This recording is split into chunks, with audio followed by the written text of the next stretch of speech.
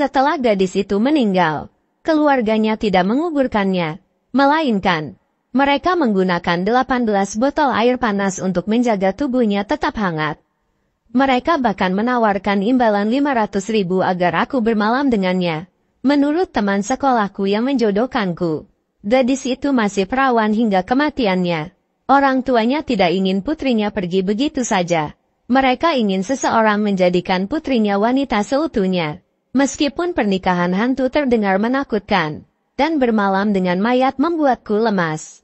Imbalan 500.000, jelas menghilangkan rasa takutku. Temanku memberiku sebuah alamat dan menyuruhku segera pergi. Katanya, gadis itu baru saja meninggal. Jadi aku harus segera datang selagi tubuhnya masih hangat. Jika tubuhnya sudah dingin, akan lebih sulit. Aku langsung pergi dan mencegat taksi. Sesuai alamat yang diberikan, aku tiba di sebuah desa di selatan kota. Setelah turun, aku melihat temanku. Sebelum aku bicara, dia berkata dengan tergesa-gesa, "Su Hao, kau datang tepat waktu. Kami terus menghangatkan pengantin wanita dengan botol air panas. Cepat masuk." Aku melihat pasangan parubaya di samping temanku. Temanku bilang mereka orang tua gadis itu yang memintaku melakukan ini. Ayahnya meminta kode pembayaran dan mentransfer 200.000 yuan. Sisanya akan ditransfer setelah selesai. Melihat mereka sudah membayar, kekhawatiranku hilang. Aku bertanya apa yang harus kulakukan. Ibu mertuaku yang masih terlihat cantik berkata dengan nada sedih, "Tidak perlu, cepat masuk, jangan buat putriku menunggu." Temanku menambahkan, "Waktu tidak menunggu, cepat masuk. Su, jangan buat istrimu menunggu." Saat aku hendak masuk, ayah mertuaku menepuk pundakku. "Anak muda, besok pagi kami akan memeriksa. Terserah caramu, pastikan putriku membawa esensimu ke krematorium." Aham, aku mengangguk dan mengikuti mereka ke kamar. Di ranjang terbaring gadis cantik berusia awal 20-an. Wajahnya pucat pasi. Aku menoleh ke mereka bertiga dan berkata, "Kalian mau mengawasi terus? Beri aku privasi." Mereka mengangguk dan keluar bersama temanku. Sebelum pergi, mereka berpesan agar aku melakukannya beberapa kali, agar putri mereka tenang di alam sana. Temanku memberiku pil biru, dan berkata jika kesulitan, minumlah pil itu. Hanya semalam saja, setelah mengunci pintu, aku mendekati ranjang, dan melihat gadis cantik itu. Aku menyentuh wajahnya. Temanku tidak bohong, tubuhnya masih hangat karena selimut dan botol air panas. Temanku memang tidak berbohong, tubuhnya masih hangat berkat selimut dan botol-botol air panas di dalamnya. Tubuhnya tidak kaku atau dingin, bahkan suhunya masih hangat. Aku membuka selimut dan memandangi gadis itu seperti sebuah karya seni. Jantungku tiba-tiba berdetak lebih kencang. Dengan gugup, aku mengulurkan tangan dan raba dari pergelangan tangan gadis itu ke atas. Namun, saat aku menyentuh pergelangan tangannya, aku tiba-tiba tertegun. Wanita ini masih berdenyut, meskipun aku kurang berpendidikan. Sejak kecil aku belajar pengobatan Tiongkok dari kakekku. Sekarang aku 100% yakin gadis ini belum sepenuhnya mati. Dia masih memiliki denyut nadi yang sangat lemah, hampir tak terdeteksi.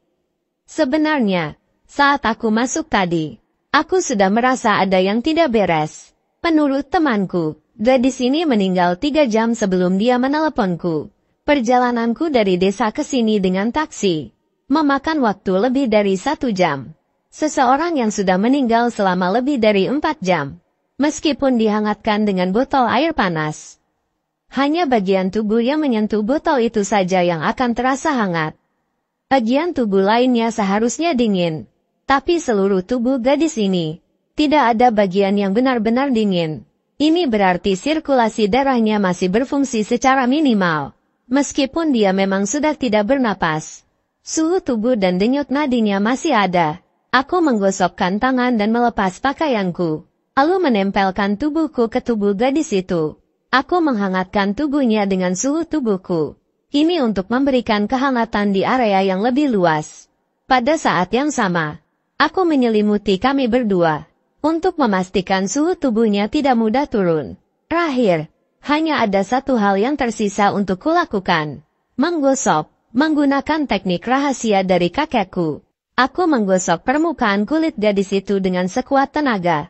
Ini tidak hanya menghasilkan panas, tetapi juga mempercepat sirkulasi darahnya, dan memulihkan fungsi tubuhnya. 5 menit, 10 menit, setengah jam. Aku secara berkala memeriksa denyut nadinya. Akhirnya, setelah 2 jam, usahaku membuahkan hasil.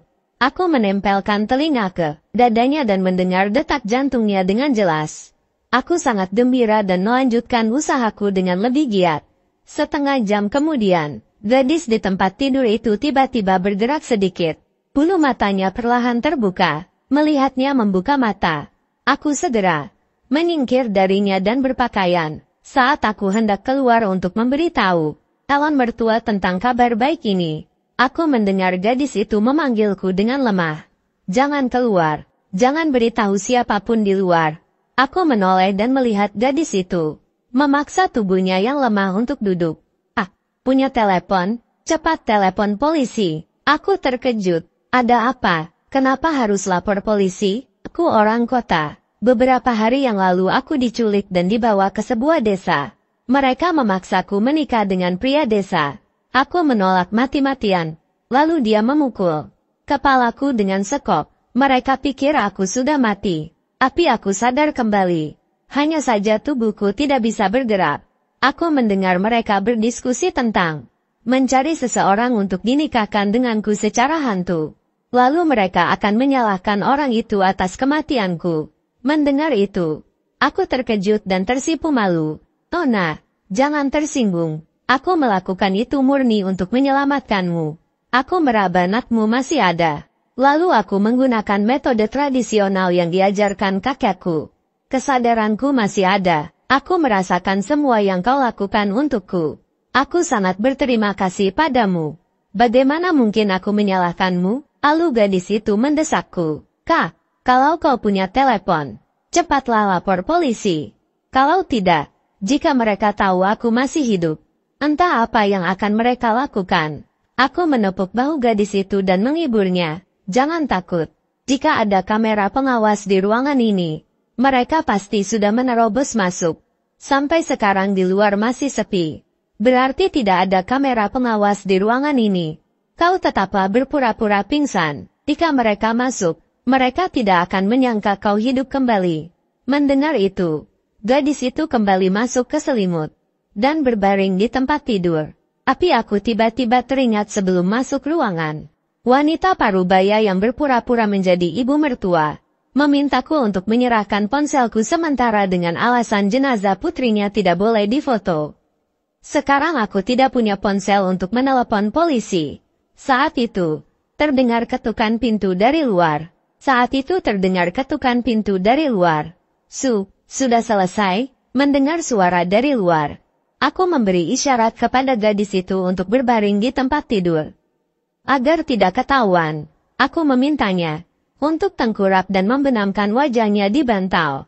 Setelah itu, aku berjalan ke pintu dengan paku besi yang kucopot dari samping tempat tidur di tanganku, lalu membukanya sedikit. Teman lamaku melihat pemandangan di tempat tidur melalui celah pintu dan langsung menarik napas. Dia mengacungkan jempol padaku. Dulu aku tahu kau berani, tapi aku tidak menyangka kau seberani ini. Sangat teliti, memikirkan segalanya. Aku menatap teman lamaku dengan bingung. Kenapa kau juga terlihat bersemangat? Bukankah gadis ini saudarimu? Wajah teman lamaku berubah. Kapan aku bilang aku dan mereka saudara? Aku hanya perantara. Kalau aku tega berurusan dengan orang mati, kau pikir aku akan merekomendasikan pekerjaan ini padamu? Aku merasa lega. Syukurlah kau bukan saudaranya. Sejujurnya, aku ini perjaka tua berumur 35 tahun. Seumur hidupku, aku mungkin tidak akan pernah menyentuh gadis semuda ini. Kau tunggu di luar sebentar lagi. Malam ini aku tidak berencana untuk tidur. Kau tenangkan saja mertuanya. Aku jamin akan menyelesaikan tugas ini dengan sempurna. Teman lamaku menghela nafas. Di atas kata nafsu ada sebilah pisau. Kau harus lebih berhati-hati. Ku tertawa terbahak-bahak. Mati di bawah bunga peoni. Menjadi hantu pun tetap romantis. Ngomong-ngomong,